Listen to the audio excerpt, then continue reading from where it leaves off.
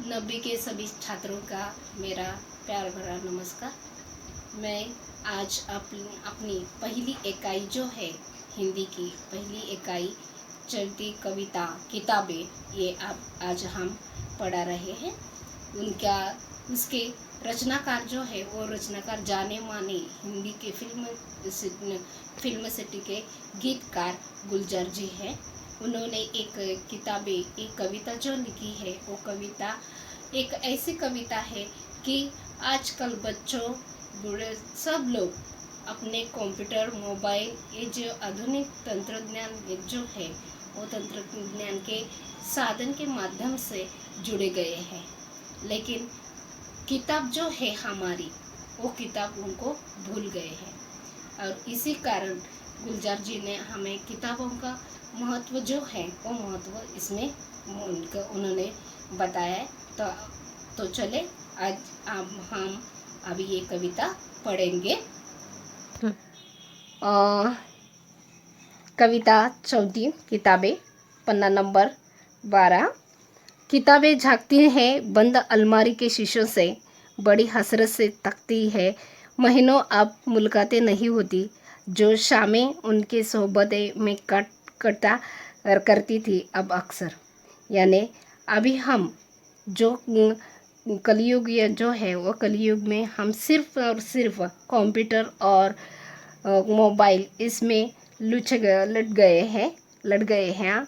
अभी हम हमारे यहाँ दूसरों को वक्त देने का वक्त भी नहीं रहा, क्योंकि हम हमारा वक्त जो है वो वक्त सिर्फ हम मोबाइल और लैपटॉप द्वारा ही बिताते हैं। और जो किताब है वो किताबों तो बंद अलमारी में ही पड़े हैं।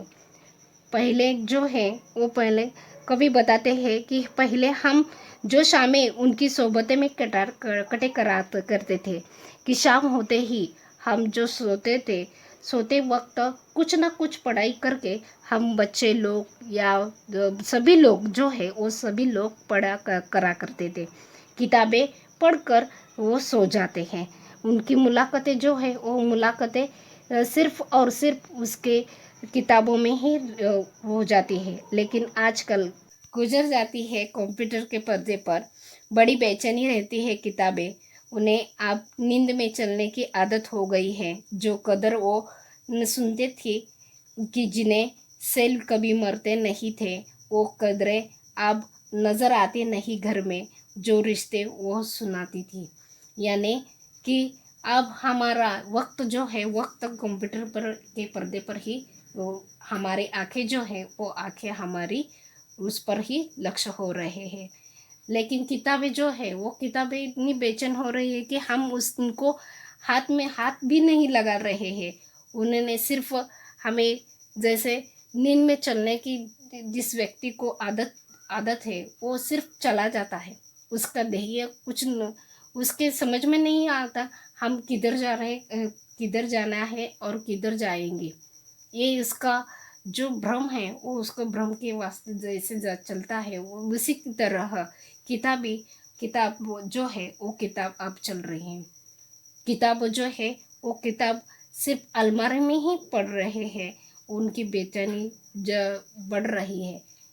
किताब जो है वो किताब वो कह रही है हमको कि अब निकालो मुझे अलमारी से और मुझे खोलो, मुझे मुझे कोई तो कुछ तो छू लो, थोड़ा सा छूकर मेरे ऊपर आंखें की जो है वो आंखें नोच कर अपनी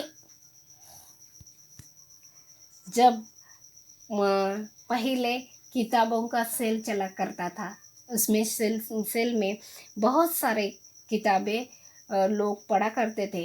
उसी कारण वो सेल लगा लेते थे और किताब खरीद लेते थे। लेकिन आज उनकी नज़र जो है वो नज़र सेल में बंद हो गई थी। तो वो सारे उधड़े हैं। कोई सफ़ा पलटा तो इससे सिकसिकी निकलती हैं। कई लफ्ज़ों में मानी गिरी पड़ी है।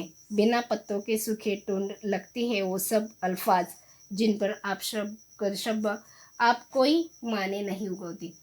हमारे अल्फाज जो है वो अल्फाज सिर्फ अब कंप्यूटर के और मोबाइल के मैसेज जो है उस पर रखे रहती है।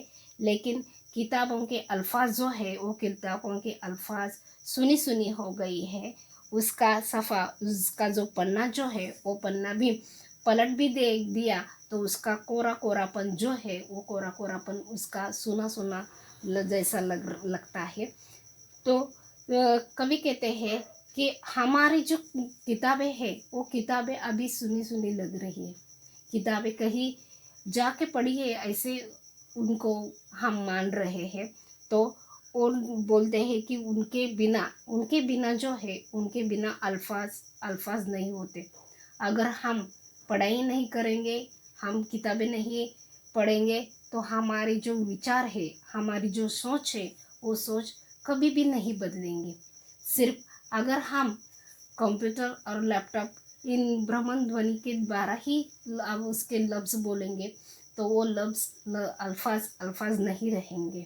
सिर्फ वो भाषा जो है वो भाषा हमारी वैज्ञानिक वैज्ञानिक जो है वो वैज्ञानिक की भाषा हो गई। लेकिन हमारे आपके अपनापन जो होता है वो किताबों के ही द्वारे उलझ जाती है। तो जुबा पर जायका आता था तो सफ़ा पलटने का, अब उंगली क्लिक करने से बस झपकी गुजरती है।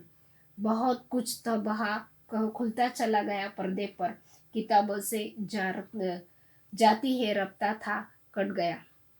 हमारा जो संपर्क था वो संपर्क किताबों से बहुत बहुत अपनापन था किताबों से। लेकिन अब हमारा अपनापन जो है वो अपनापन हम सिर्फ और सिर्फ लैपटॉप और उसके क्लिक करने से अपनापन मानते हैं, उसे अपनाते हैं। जो किताब जो है वो किताब खुलते ही हमारा मन जो है वो मन चाहने लगता था लफ्ज़ों का गुंफन लेने के लिए। लेकिन अब हम सिर्फ जो हम क्लिक करते हैं उंगली से, तो उंगली से क्लिक करके मोबाइल द्वारा जो है या मोबाइल द्वारा जो मैसेज है वो मैसेज हम उसका पन्ना जो है पन्ने पे पन्ने उलट देते हैं। तो अभी कभी सीने पर रखे लेट जाते थे, कभी गोदी में ले लेते हैं, कभी घुटने में अपने रिहाल के सूरत बनाकर नीम सजदे में पड़ा करते थे, छूते थे जभी सब, जभी सारा इलम तो मिलता रह गया आइंदा भी। यानी कि मैं अभी बताई कि हम सोते वक्त पढ़ाई करते थे। हम सोते वक्त कोई भी इंसान जो है वो इंसान किताब लेकर कुछ ना कुछ पढ़कर वो सो जाता था। तो सोते सोते उनको नींद आई तो वो अपने सीने पर ही अपना किताब रख कर वो लेट जाते थे। इतनी गहरी उनकी नींद जो है वो नींद सिर्फ किताबों की वजह से उनकी नींद आती थी। और वो अपने सर पर, अपने सीने पर वो किताब भी लेट कर सो जाते थे। यानी उसमें उसके और वो किताबों में अपनापन दिखाई देता था और अपनेपन से ही वो अपने सीने पर भी वो लेटा कर लेट जाता था। कभी गोदी में लेते थे तो कभी घुटनों में अपने रिहल के सूरत बनाकर नीम सजाते पड़ा करते थे। यानी कि हमारा जो भी धर्म ग्रंथ है वो धर्म ग्रंथ पढ़ने के लिए भी हम अभी मोबाइल लेते हैं और उसमें से पढ़ लेते हैं। लेकिन पहले जो है वो पहले लकड़ी का जो चौराही था वो चौराही पर ले उस पर रख कर ग्रंथ पढ़ा करते थे हम, और उसको छूते थे भी। जब भी सारा ज्ञान जो है धर्म ग्रंथ का और धर्म से जो ज्ञान मिलता था वो ज्ञान हम उस धर्म ग्रंथ से पाया करते थे। लेकिन आज हम वो धर्म ग्रंथ लकड़ी पे ले उसको रख कर न पढ़कर वो हाथ में क्लिक उंगलियों से क्लिक करके वो अभी पढ़ा करते थे। मगर वो जो किताबों में ला करते थे सूखे फूलों और महके हुए रुके। यानी अभी हम ईमेल करते हैं, ईमेल द्वारा उसको हम जो भी हमारा भावना है वो भावना व्यक्त करते थे। बच्चों, मराठी में एक सीख है, वाचाल तर वाचाल पुस्तकांशी करता मैत्री, ज्ञानाची मिळते खात्री। तो बच्चों, किताबों का महत्व जो है वो किताबों का महत्व आपके समझ में आए होंगे। तो फिर बच्चों ये कविता फिर से आप दोहराइए और उसके बाद किताब का महत्व जानकर वो किताब भी आप भी पढ़ेंगे, ये उम्मीद करती हूँ। धन्यवाद।